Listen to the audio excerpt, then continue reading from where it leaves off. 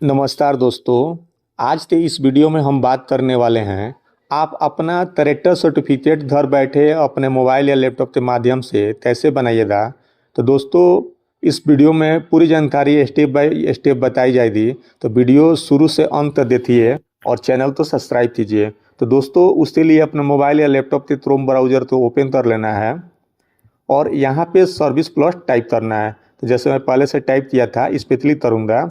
उसके बाद कुछ इस तरह का डैशबोर्ड आपको देखने को मिलेगा।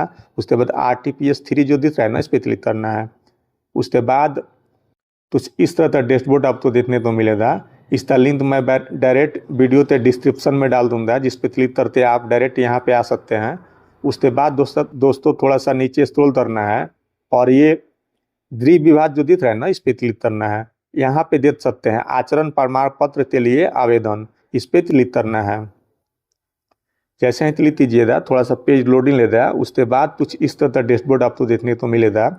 यहाँ पे दोस्तों आप अपना कैरेक्टर सर्टिफिकेट किस भाषा में चाहते हैं, अगर हिंदी में लेना चाहते हैं तो हिंदी ही रहने दीजिए, अन्यथा आप तो इंग्लिश चाहिए तो इंग्लिश फॉर्मेट में आपको यहाँ पे मिल जाएगा। इंग्लिश सेलेक्ट करना होगा। उसके बाद जैसे मुझे हिंदी चाहिए तो हिंदी रहने देते हैं।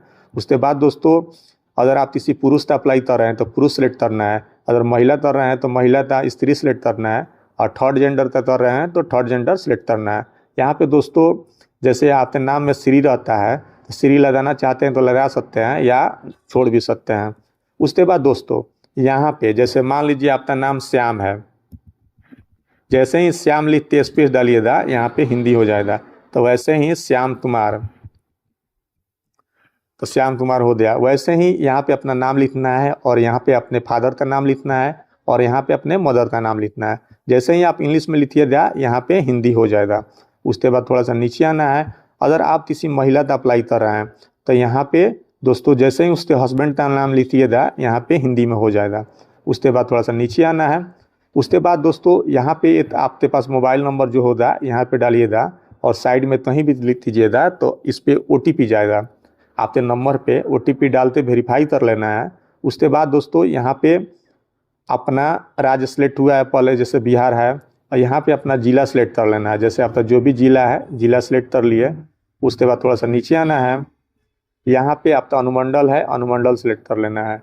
यहाँ पे प्रखंड, तो प्रखंड भी सिलेक्ट कर लेते हैं। उसके बाद दोस्तों यहाँ पे अपना विलेज का नाम लिखना है। जैसे मान लीजिए कुछ भी अब तक विलेज, जैसे विलेज लिख दिए तो आपका हिंदी में ऐसे हो गया। यहीं जैसे सिवानी पोस्ट समझिए तो सिवान हो गया। वार्ड नंबर देना चाहते हैं तो ऐसे दे सकते हैं। यहाँ पे जैसे पिन कोड जो भी है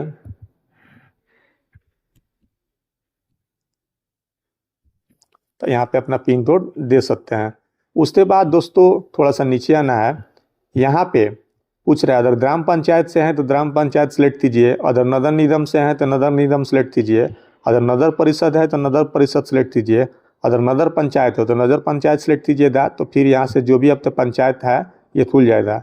तो जैसे मेरा नगर पंचायत है, ग्राम पंचायत सॉरी, तो ग्राम पंचायत पे क्लिक करूँगा। उसके बाद यहाँ से जो भी पंचायत है तो इसमें से जो भी मेरा पंचायत है मैं अपना पंचायत, जैसे मेरा जो पंचायत है मैं सेलेक्ट कर लिया। उसके बाद से दोस्तों ये पूछ रहा है जो ऊपर आप एड्रेस फिल किए हैं वहीं नीचे भी रखना चाहते हैं या कोई और एड्रेस यहाँ पे नीचे में दे सकते हैं। जैसे वर्तमान में होता है ना कि पहले जैसे आपका घर छपरा है, अब इस प्रेजेंट में पटना रह रहे हैं, तो उस हिसाब से जैसे पहले छपरा वाला एड्रेस यहाँ पे डाल दिए और वर्तमान में आप पटना रह रहे हैं तो यहाँ पटना का एड्रेस डाल सकते हैं। तो जैसे मेरा दोनों सेम है तो सेम पे क्लिक करेंगे तो जो भी डिटेल्स ऊपर में आप फिल किए हैं नीचे में भी वही डिटेल्स आ जाएगा। उसके बाद दोस्तों यहाँ पे पासपोर्ट साइज फ़ोटो अपलोड कर लेना है। तो जैसे जो भी आपका फ़ोटो है यहाँ पे फ़ोटो अपलोड कर लिए। उसके बाद से थोड़ा सा नीचे आना है। यहाँ पे दोस्तों पूछ रहा है पेशा, पेशा आप क्या करते हैं। जैसे स्टूडेंट हैं तो स्टूडेंट पे सेलेक्ट करना है, अगर कहीं जॉब करते हैं सरकारी सेवा में है तो गवर्नमेंट सर्विस सेलेक्ट करना है, निजी सेवा है तो प्राइवेट सर्विस, और अगर बिजनेस है तो बिजनेस सेलेक्ट कीजिए, फार्मर है तो फार्मर सेलेक्ट कीजिए, हाउस वाइफ है तो हाउस वाइफ सेलेक्ट कीजिए, अगर अन्य है तो अन्य सेलेक्ट करके आप अपना जो भी आपका व्यापार है आप यहाँ पे अपना नाम दे सकते हैं। तो जैसे ये मैं जिनका अप्लाई कर रहा हूँ वो स्टूडेंट हैं तो स्टूडेंट सेलेक्ट कर देते हैं।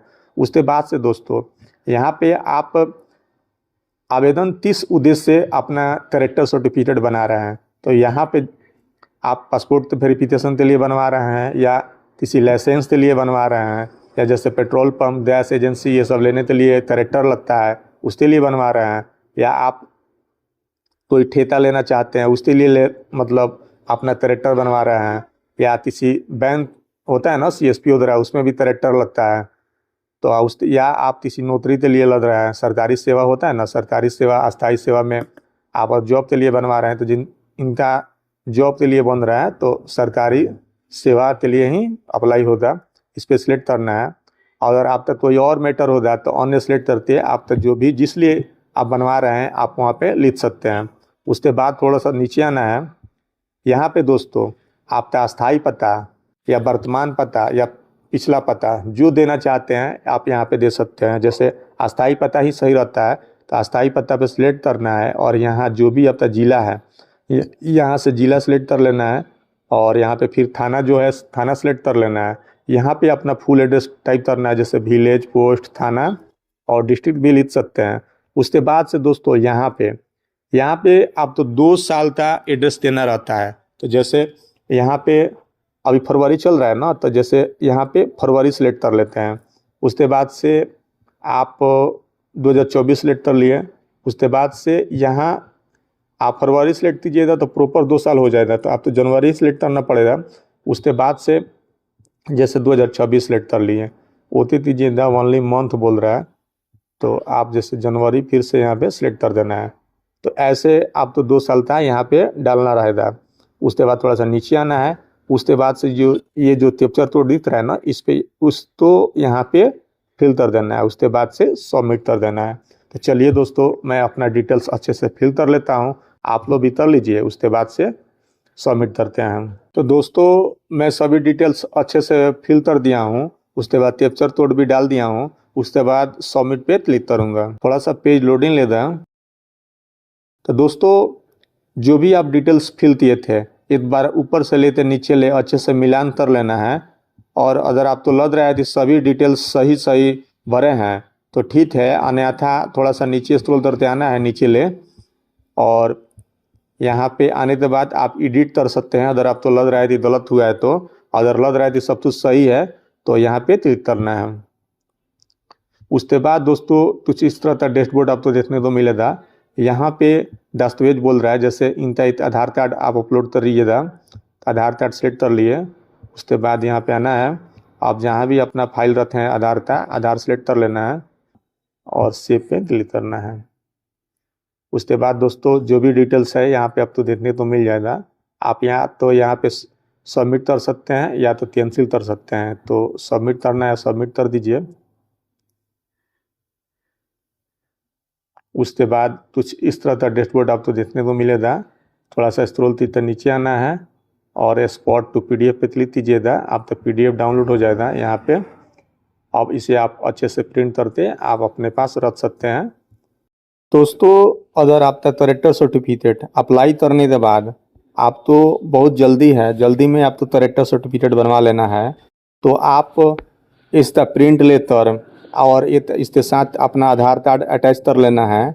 और बहुत से ज़िले में सरपंच ही सिग्नेचर कर देते हैं तो थाना पे वेरिफिकेशन हो जाता है, और बहुत से ज़िले में चौकीदार होते हैं लोग, उनसे सिग्नेचर करवाते वेरिफिकेशन करवाना पड़ता है।